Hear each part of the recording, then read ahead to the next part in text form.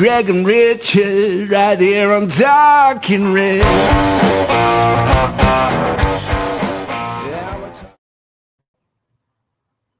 Hello and welcome to Talking Reds, a Nottingham Forest podcast, hosted by myself, Greg Oram, with my co-host Richard Spray. Joining us on the panel for this one, we have Paul Morley. It was supposed to be the homecoming of homecomings, the return of European football at the City Ground in 30 years. We had the lights, the fireworks, and the air of anticipation was ripe in the bars and pubs before kickoff. But then the script was slashed apart and the horror show began. Disastrous defending from set pieces, passes and moves that didn't click, being bullied and out-muscled by a physical Danish team to lose 3-2 at home, and the big night falling flat as a pancake. None of that was on anyone's bingo card. By the full-time whistle and chants of Ange getting sacked in the morning, followed by cries for drinks with Nuno, I, for one, was most definitely wishing that I had in fact been at the Gala Bingo instead of sat in the Peter Taylor stand. Where do we go from here? An unsettled fan base, the pressure mounting on the new manager, and fingers now being pointed in the direction of the boardroom. Could the end really be near for Ange after just 6 games in charge? Is that all, folks? Calling for clear heads is fine, but when you feel like you're in one horror movie after another, the danger feels very, very real. We are into October, but last night it felt like Halloween had come just a little bit early. Beckham, brilliant. Chiao, centre back to Midtjylland have gone up there. The free kick, which has travelled a long way, been flicked on and in. And Midtjylland take the lead. And the celebrations. Midtjylland have the corner. It's flicked on by Dilling, and it's not clear, and it's in. And it's the captain, Max Beck, who gets the final touch. And almost in the blink of an eye, Midtjylland have got to the other end and retaken the lead. Dilling was the big presence in the middle, as he so often is. And it's the Midtjylland supporters celebrating everything. To the moment now, wants the free kick, not going to get it. Now they've got a 3-on-1 Midtjylland. Osorio leading the charge. Gibbs White running back. Here's Andreasen slicing through. And surely that's the winning goal for Midtjylland.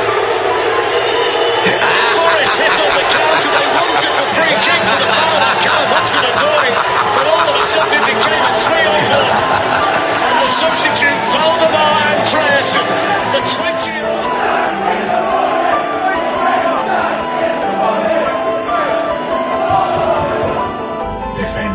They want to see their team win, and they're entitled to their opinion.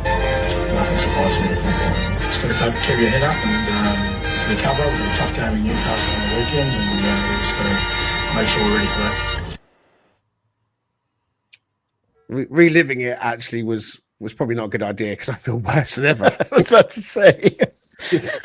But you know what? I thought, it'd be cathartic. I put together an intro just to kind of sum it all up for those that were watching on TV and for everyone that was there last night.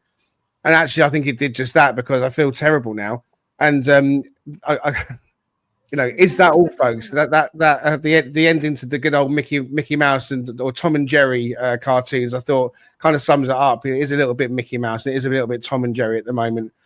Richard Spray, how are you, sir? Not as despondent as I was last night, but sort of indifferent now. I've gone from despondent to indifferent as to what's going to happen.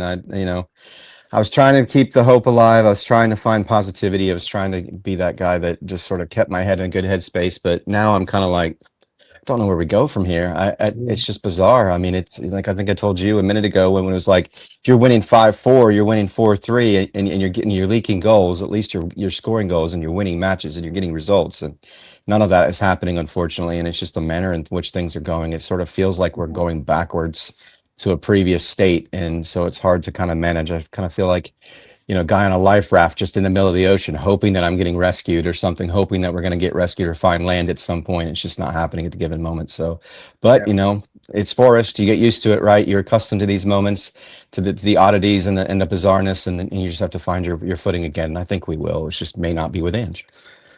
What about you, Paul? Good to have you with us, but how you feeling, mate?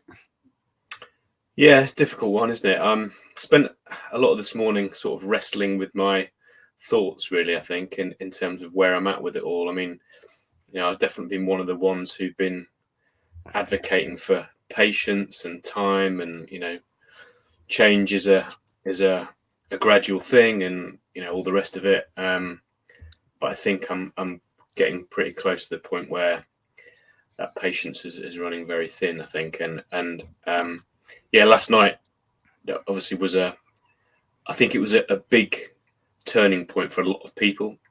You obviously had the song on there that the people chanting about getting sacked in the morning and that sort of stuff. And I reckon I would say probably 80 or 90% of those people who were singing that probably went into that game thinking, okay, we can, I'm prepared to back this, give it time.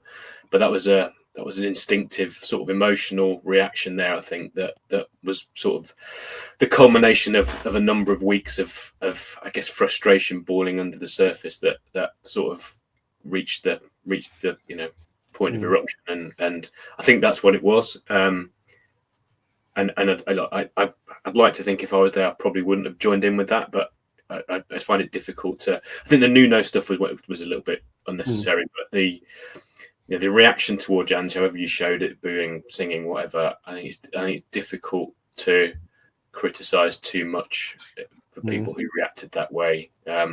Some of them may absolutely stick by it. Some of them may wake up and think, maybe shouldn't have done that. But in the heat of the moment, I get it. I do get it.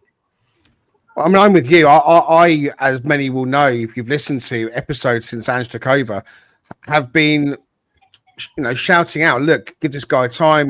We're seeing green shoots. We're seeing things that he wants to do on the football pitch. There is a period of transition that we have to accept. He's come into a club with players that he's not worked with before, and 13 of those are new to the club, and they themselves need time to settle into new environment, into being on the pitch with different players. So Ange has got a lot on his plate. We're trying to, get across how he wants to play with this set of players, and those players that I've talked about, your backwards and your Endoys and your Igor Jesuses and so on, all being new to the club as well and trying to find their feet. All the away games, all the games coming in a short space of time. The whole backdrop of a lot of fans not wanting Ange in the first place, but maybe keeping their powder dry and reserving judgment. And like you said, Paul, I mean, I don't know how many of them went into last night, thinking one way or the other. But I was in the crowd last night and I was shocked. I remember feeling really, really taken aback that he was having that shouted at him, getting sacked in the morning from our own fans. And I didn't sing it because I'm not going to join in with something that I believe or that I don't believe in, because I still was just in a state of shock myself at what was happening on the pitch. But I looked into the eyes and the faces of people singing it that were quite close by, and they were facing Ange and they were spitting the words out, and it was venomous and it was really toxic, and it was not pleasant at all. The chap next to me wasn't joining in, and he said, well, that is just not helpful at all. And I agree. I just don't think it was helpful at all. But again, like you said, Paul, as much as I've been on that side of give Ange time and trying to be really objective about where we are as a football club and where these players are as a team, what it's been before under Nuno and what it's trying to be now, as much as I've been on the side of, look, let's try and be objective, last night also wobbled me. I'm wobbled. I don't know how I feel. I've tried to sleep on it, got back about 1:45 in the morning and so on because I had to drive back, no problem. Woke up this morning feeling awful because I just, the gut feeling is that something is just not right at the club. And I just don't know how much of a wobble I'm experiencing at the moment. I don't know how I feel. I want to sit here and say to you all, come on, guys, clear heads. It's going to come good. But I look at what's coming up ahead. We've got Newcastle on Sunday, followed by an international break. And there's already talk in the press, in the Daily Mail, with Tom Colomossi saying the club are going to be considering Ange Postecoglou's future. Now, if he loses that game on Sunday, you have to now consider that it's the end.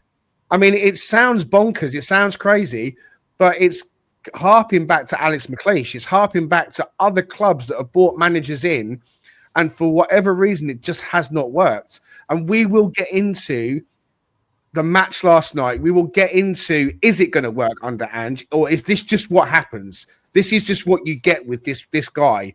He brings a certain style. He brings a certain everything on and off the pitch, and maybe just the rubbing together of this football club and Ange Postecoglou just isn't working. I don't know the answer to that. I'm interested to what you guys in the comments think.